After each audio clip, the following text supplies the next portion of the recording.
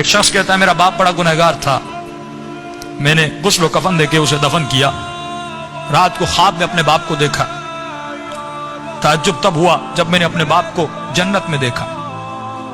میں نے کہا بابا آپ تو بڑے گنہگار تھے، آپ تو بڑے خطاکار تھے، آپ جنت میں کیا کر رہے ہیں؟ اس نے کہا میرے لال 3 دن تک میری قبر میں آگ جل رہی تھی، 3 دن تک مجھ پر فشار قبر عذاب قبر میں مبتلا تھا، لیکن 3 دن کے بعد کچھ قبریں چھوڑ کر ایک نیک خاتون کو دفن کیا گیا، جس کی آنے کے بعد پورے قبرستان میں جن جن پہ عذاب ہو رہا تھا ان پر اللہ کی رحمتیں نازل ہونے لگیں۔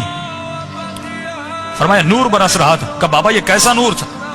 کہ جیسے اس کو دفن کیا پہلی رات بھی، دوسری رات بھی، تیسری رات بھی اس کی قبر میں حسین ابن علی آتے تھے۔ فرمایا جب اس خاتون نے میرے عذاب کو دیکھا، فرمایا اس کے دل میں رحم پیدا ہوا، اور جب امام حسین اس کی قبر میں آئے تو اس نے کہا مولا مجھ پر تو رحمتیں ہیں، لیکن یہ بھی آپ کا چاہنے والا ہے، اس کی قبر میں عذاب ہو رہا ہے، میں چاہتی ہوں میری خاطر آپ اس کی شفاعت کر دیں۔ کہ اس وقت امام نے دعا کے لیے ہاتھوں کو بلند کیا، میرا عذاب ختم ہوا۔ کہ بابا وہ خاتون کون سی تھی؟ کہ اس کا نام یہ تھا، اس کے شوہر کا نام یہ ہے، فلاں محلے میں رہتی تھی۔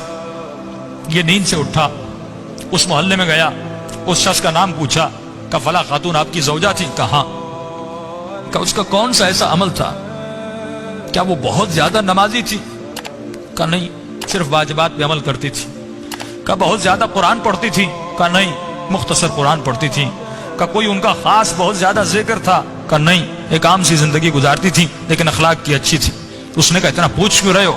اس نے سارا واقعہ بتایا کہ آپ کی زوجہ کی خاطر میرے باپ کی شفاعت ہو گئی، کوئی تو ایسا عمل ہوگا جس کی وجہ سے امام حسین اس کی قبر میں گئے۔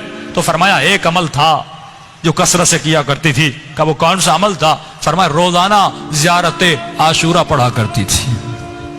یہ مقام اذکرونی اذکرکم ہے کہ ہمارے چاہنے والوں تم ہمیں یاد کرو، ہم تمہیں یاد کریں گے۔